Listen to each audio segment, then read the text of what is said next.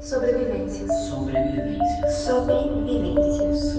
Sobrevivências. Olá pessoal, aqui quem fala é Denis Carvalho, diretamente de Americana, no interior paulista. Sejam muito bem-vindos, muito bem-vindas ao terceiro programa do nosso podcast Sobrevivências na Rádio Dom. Nosso programa é um espaço criado para compartilharmos nossas experiências, vivências e impressões em tempos de confinamento por conta do Covid-19, também conhecido como coronavírus. Esse é um ponto de encontro da forma como a gente pode fazer hoje, se reunindo, só que à distância, para a gente se ajudar e passar por essa crise juntos. O podcast Sobrevivências, realizado com o apoio da Disco 1 Produção Cultural, vai ao ar na Rádio Web Dom todas as quintas-feiras às 11 horas e com reapresentação às 20 horas. E na sexta já estará disponível também no SoundCloud, no YouTube e também no site www.radiowebdom.com e nas redes sociais da Rádio Dom. No programa de hoje, que foi gravado no dia 14 de abril através da plataforma Zoom, já que estamos todos de quarentena, estaremos em família. Teremos a participação da funcionária pública Tarsila Rapace, que é noiva desse apresentador que vos fala aqui, e da Cecília Rapace, gerente comercial e irmã da Tarsila, que também já me deu as boas-vindas à família. Muito obrigado pela participação de vocês e estejam em casa. Cecília, muito obrigado, muito prazer por estar aqui com a gente, participando do programa. Oi, Denis, obrigada pelo convite. Prazer estar aqui também. Sabe que o seu depoimento vai ser bem importante para a gente, para passar esse relato para o pessoal que talvez ainda não compreendeu a gravidade da situação que a gente está vivendo. Né? Então, você foi testada positiva com coronavírus, né? E aí, para começar, a gente queria saber como que foi o processo de descobrir que estava com corona, como que foi essa trajetória até receber essa informação que você testava positivo. Então, foi hoje que a gente está quase aí há 30 dias de confinamento, né? Quando eu estava me sentindo mal, a gente não estava ainda com essa onda tão forte da doença no Brasil, então os sintomas, acho que hoje quem aparece com febre, com sintoma de gripe, já fica já ligado que pode ser o corona. Naquele momento não estava assim tão forte, né? Então eu já tinha passado uma semana com sintoma de gripe, mas eu tenho uma particularidade de não ter febre. Eu acho que isso também foi uma situação bem diferenciada minha, porque como eu não tenho febre, eu até cheguei aí a um pronto-socorro nessa semana que eu fiquei mal, né, no começo, mas eles, de cara, eles já me descartam no pronto-socorro porque não tem febre, não é nada grave. E eu não tenho realmente, né, nem quando eu tenho alguma infecção. Então, nessa primeira ida ao pronto-socorro, eu estava com um sintoma muito de cansaço e de prostração mesmo, eu sentia calafrios no trabalho, estava me sentindo muito mal. E eles me diagnosticaram com infecção urinária. Sem fazer exame de urina nem nada, mas eu estava sentindo algum desconforto na urina e pronto, é infecção urinária. Então, nessa semana, o hospital já estava com uma média de espera de 4 horas no pronto-socorro, por conta do comecinho do coronavírus. Então, eu fiquei esse tempo lá, ele me receitou a medicação, voltei para casa. Eu continuei uma semana ruim, com esses sintomas de cansaço, sono, muita dor de cabeça. Eu estava sentindo muita dor de cabeça, foi o sintoma mais forte que eu tive. Mas eu não tive em nenhum momento tosse seca, coriza, febre, falta de odor, de olfato, de paladar, que são sintomas mais clássicos hoje, que a gente sabe hoje, né, que é característica do coronavírus. Aí na semana seguinte, eu comecei a sentir falta de ar. Aí sim, dor no peito, ardia assim para respirar, a respiração era curta. Eu nunca tinha tido nenhum problema respiratório. Aí eu fiquei mais preocupada, aí as notícias de coronavírus já estavam mais fortes, a minha empresa já estava com a grande parte dos funcionários em home office, inclusive eu. E aí eu procurei um outro hospital no pronto-socorro.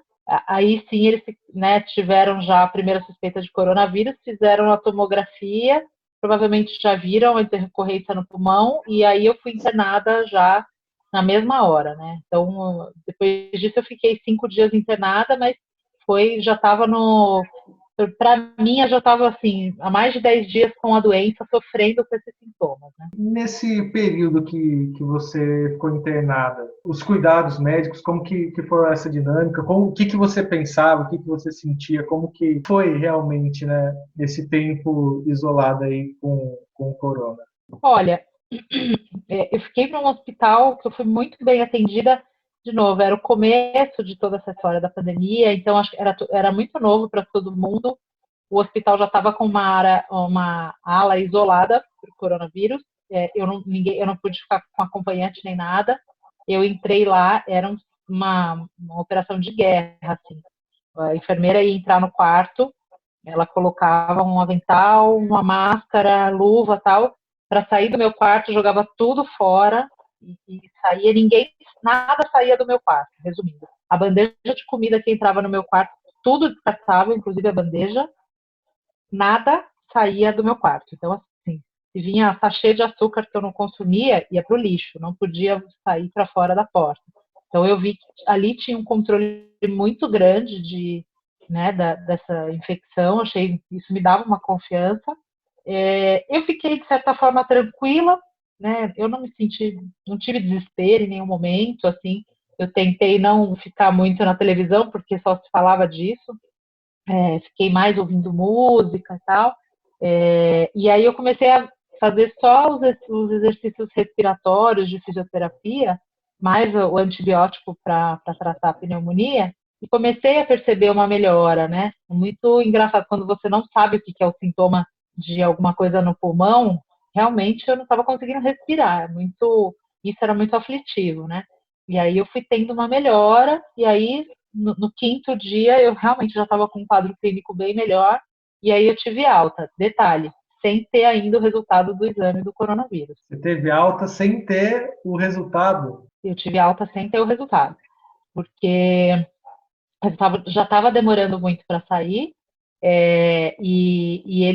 os médicos já me orientaram, olha, provavelmente se for coronavírus, você não vai continuar internada, porque você só está internada por conta desse problema no pulmão, que a gente tinha que tratar antes que precisasse te entubar ou alguma coisa nesse sentido.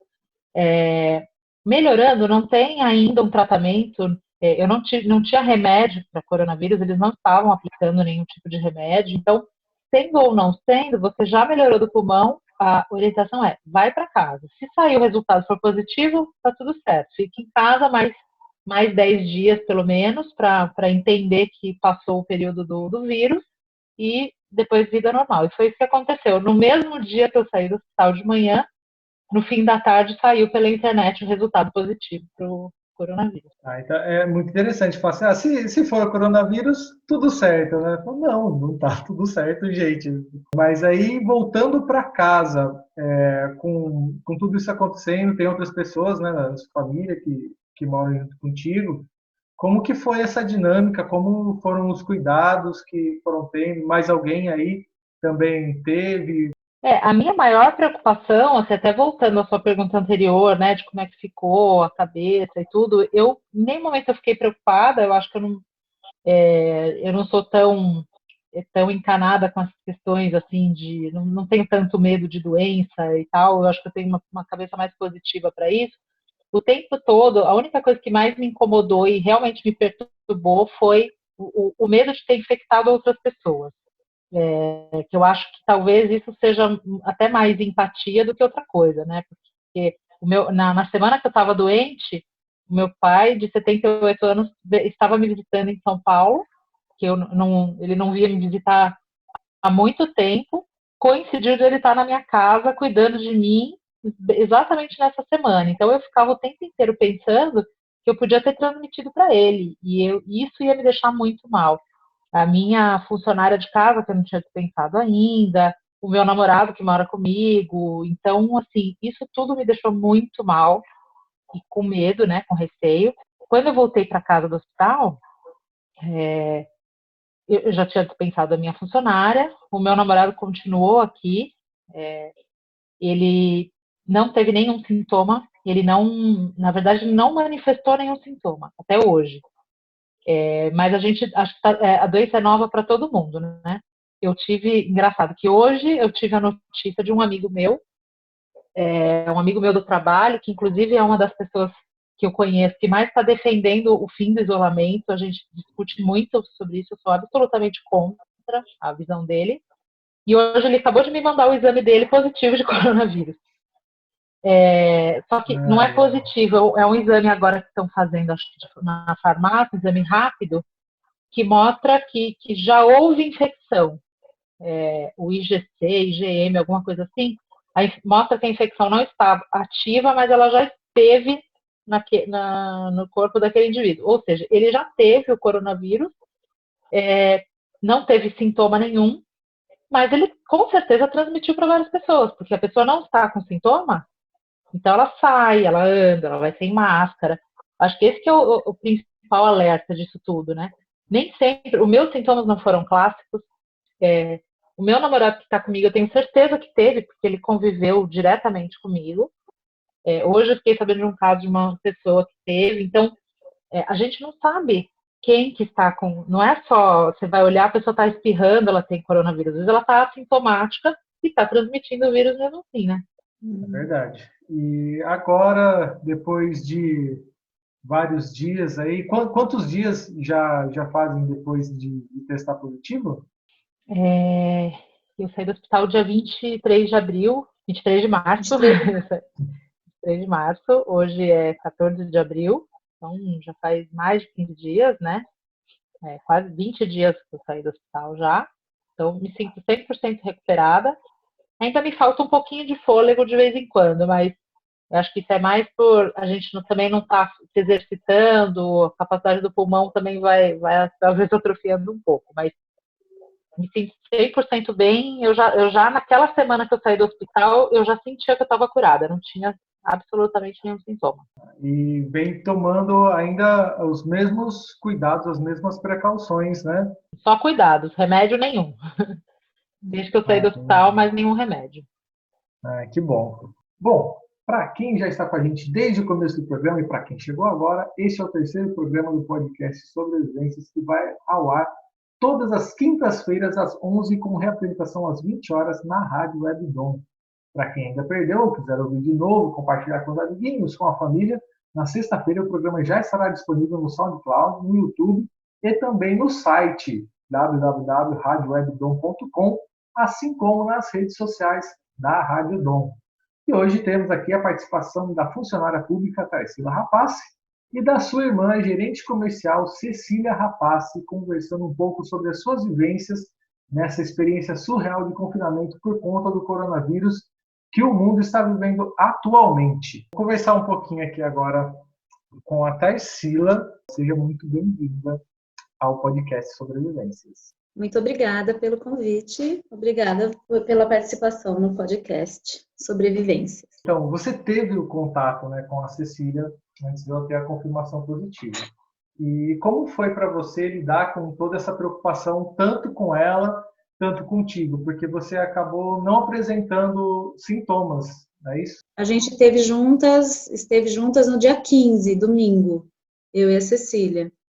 E aí, na segunda-feira e na terça-feira, eu fiquei com uma gripe muito forte. E, na verdade, foi tudo junto, então não dá para saber. Como a Cecília disse, no caso de quem não fez o teste, não dá para ter certeza se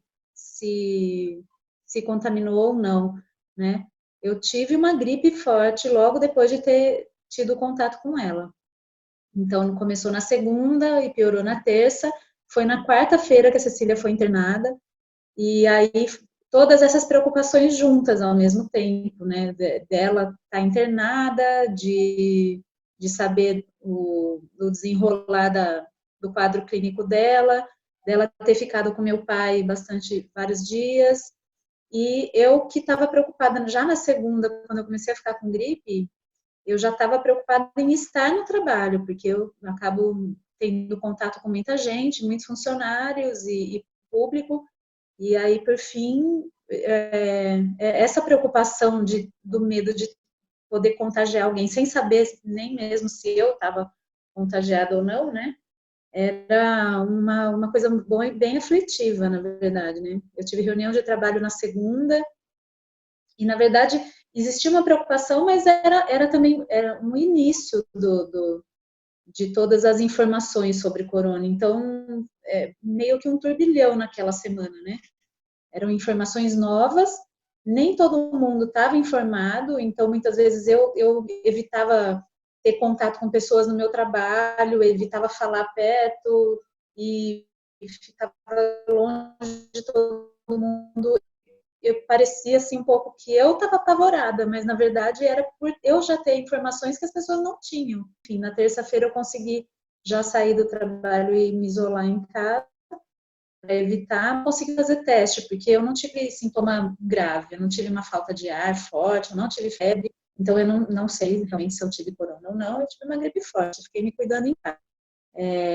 Mas a questão era essa, era com a Cecília, com o meu pai, que é idoso, e com não circular por não saber se eu poderia estar contagiando alguém ou não. Para você, qual você acha que é a carga emocional e psicológica que você sente dessa situação toda, né? Porque além desses sintomas físicos, essa nova dinâmica causa uma estranheza. A gente nunca passou por isso, né? Essa geração, algo similar. Então a gente percebe muita gente tendo muitas dificuldades, ou na verdade todo mundo, cada um da sua forma, né? Tendo dificuldades psicológicas, emocionais para lidar com isso. Como que você vê essa situação nesse aspecto? Realmente a situação é nova em vários aspectos.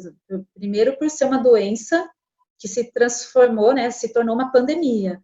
Eu, do meu tempo de vida, não tinha passado por uma pandemia mundial, eu não conhecia essa realidade, assim como eu acho que muita gente, né?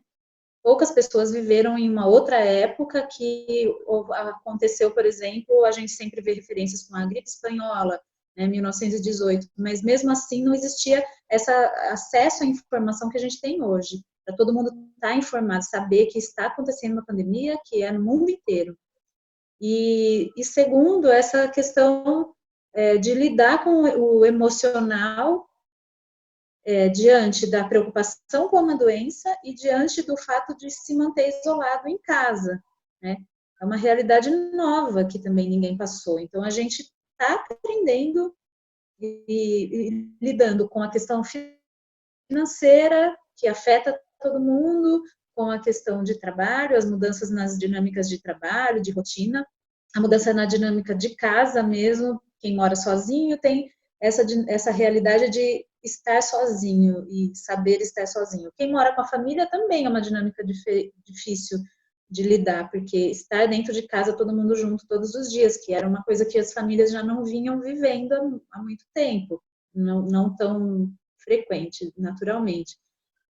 Então, o emocional ele está absolutamente devastado. Eu acredito que para todo mundo, mesmo para quem está o melhor possível, mesmo assim, alguma coisa está afetando, né? Porque é uma realidade nova. É como a gente entrar no escuro num quarto, numa sala que você não sabe nem se tem piso. Você está tateando, você está dando cada passo para tentar saber onde é que você está pisando, né?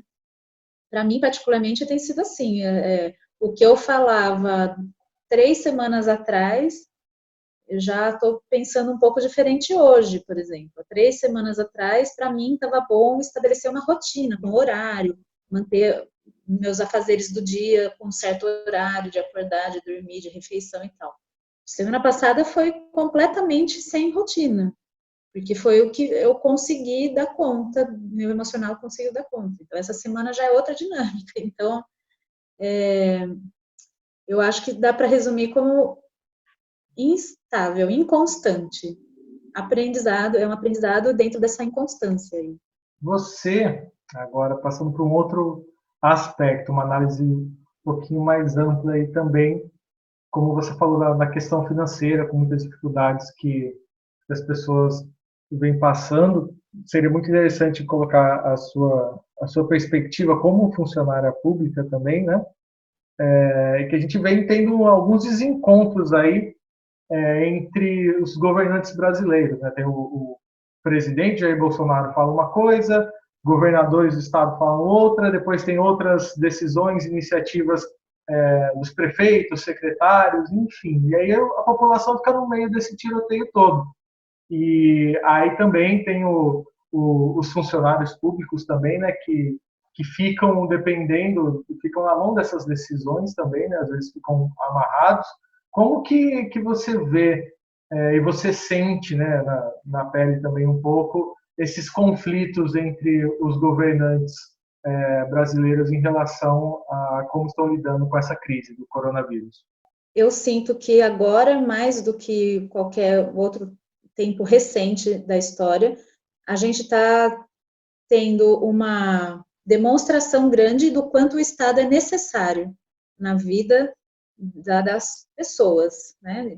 Vivemos em comunidade, o Estado é necessário, pelas decisões que toma e pela maneira como se responsabiliza pela vida das pessoas, né? Seja no nível, na esfera municipal, do governo ou federal, do estadual ou federal, né?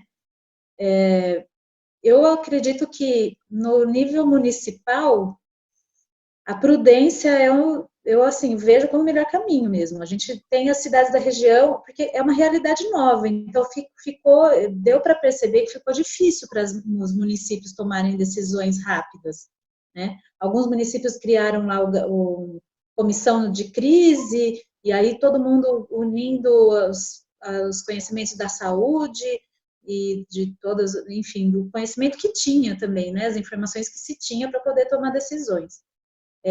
Agora a gente está vivendo esse momento de embate entre as decisões do governo federal, do governo estadual, mas, de qualquer maneira, os municípios acabam sendo a ponta mesmo, que cada município, o que decidir, é o que aquela cidade vai sofrer as consequências da decisão municipal, né? Então, a prudência nesse momento é o melhor caminho, porque, no fim das contas, a crise financeira vai sim, já está afetando todo mundo, mas não tem nada mais importante para um governo do que proteger as vidas. Não tem nada nesse momento mais importante do que isso. E os governos, eles têm capacidade de fazer o socorro financeiro. Então agora é hora de mostrar isso, né? De mostrar o socorro, mas para ter prudência para salvar a vida. Com certeza. Bom, para a gente encerrando rapidinho, uma pergunta para as duas. Como a Tarsila veio falando também um pouco nessa questão do quanto que o governo tem uma responsabilidade, né, de ditar o ritmo também da vida das pessoas e de dar esse suporte, né, de salvar, de resguardar as vidas. Uma grande parte do povo brasileiro vem sendo muito imprudente consigo mesmo e com as demais pessoas, não respeitando as orientações das entidades responsáveis em saúde, também porque o próprio presidente é uma das pessoas que desrespeita isso, né? E vem sendo um líder, por assim dizer, em como fazer e como proceder errado nesse sentido. Na opinião de vocês, o que gera esse descaso, mesmo que acho que na resposta anterior já começou até um pouco a ser respondida, mas principalmente também o que essa irresponsabilidade nesse momento dessas pessoas pode causar? Eu acho que, na verdade, assim, no começo eu fiquei muito indignada com as pessoas que estavam pregando o contrário, porque na maior parte são empresários que estão tão paralisados pelo medo de perder tudo que eles acham que brigar com alguma coisa vai resolver a vida financeira deles. E não vai, né? Porque não tem com quem brigar. Então, eu estava muito revoltada com essas pessoas que continuam ainda defendendo. Tem gente que está muito revoltada, deixa eu trabalhar e tal. Hoje, sinceramente, eu acho que assim, os índices, como os índices ainda estão, teoricamente, eles ainda estão bons, né? Os índices estão horríveis, mas está morrendo pouca gente perto das pessoas, né? E aí as pessoas, tá vendo? O Mandetta tá dizendo que agora é maio e junho. Hoje eu recebi um meme com a cara do Mandetta velhinho dizendo a previsão que o pico vai ser 2030 e 2031. Ou seja, eles já estão fazendo piada com isso. Hoje, a minha opinião é que as pessoas só vão entender quando doer na carne. Não tem jeito. Essas pessoas que estão pensando assim, vai ter que morrer um vizinho, um filho, um pai, para a pessoa entender que realmente afetou todo mundo e que isso vai mudar. Então, a imprudência das pessoas, eles estão fazendo passeata para pedir para abrir o comércio, aglomeração. Também recebi hoje uma pedido de passear para todo mundo se unir na frente dos quartéis. Eu não entendi para quê. Então, vamos nos aglomerar na porta dos quartéis. Que bom, né? Vai ficar todo mundo ali. Então, hoje eu já estou um pouco incrédula. Eu acho que só a hora que morrer alguém ou alguém de dentro da casa da pessoa está com coronavírus entubado numa UTI ou faltou uma UTI, como já está faltando no Amazonas, no Ceará e outros estados que não se prepararam a tempo. Então, o estado de São Paulo se preparou a tempo e está sendo severo, por isso que o índice não tá, o pico não está sendo agora como era a previsão. Então, assim, ninguém consegue entender que isso é bom, né? É porque foi tomada a medida. Eu acho que vai sentir na carne, infelizmente. A gente vai ter que ver uma piora aí muito na prática do dia a dia para as pessoas pararem e ficarem com medo mesmo. Eu concordo, realmente, infelizmente, nós estamos nesse momento da pós-verdade, né? Em que nem sempre uma informação basta para as pessoas acreditarem nessa informação, porque depende de onde essa informação vem. Então, por fim, agora é um momento de responsabilidade, autorresponsabilidade. Cada pessoa faça seu exame de consciência e seja autorresponsável consigo mesma e responsável com as pessoas com quem convive, para não carregar o peso depois da culpa de será que fui eu que transmiti ou não, será que eu não tomei cuidado? Então é isso, é melhor agora ter essa responsabilidade para depois não carregar o peso da culpa, né? Minhas queridas, muito obrigado de coração. Quero agradecer muito a participação aqui hoje da Tarsila, da Cecília, compartilhando suas vivências aqui conosco. Agradecer quem está em casa nos ouvindo. Esperamos que essa conversa possa ter sido positiva e útil de alguma forma para trazer mais força para nós superarmos juntos esse momento. Também aproveitar para relembrar que o nosso programa Podcast Sobrevivências, realizado com apoio da Disco 1 Produção Cultural, vai ao ar na Rádio Webdom às quintas-feiras, às 11 horas, com reapresentação às 20 horas. E na sexta-feira ele já estará disponível nas redes sociais, pelo SoundCloud e YouTube, assim como no site www.radiowebdom.com e também nas redes sociais da Rádio Dom. Um aceno de longe com a mão cheia de álcool em gel e até a próxima semana com mais uma edição do podcast Sobrevivências. Tchau! Sobrevivências. Sobrevivências. Sobrevivências. Sobrevivências. Sobrevivências.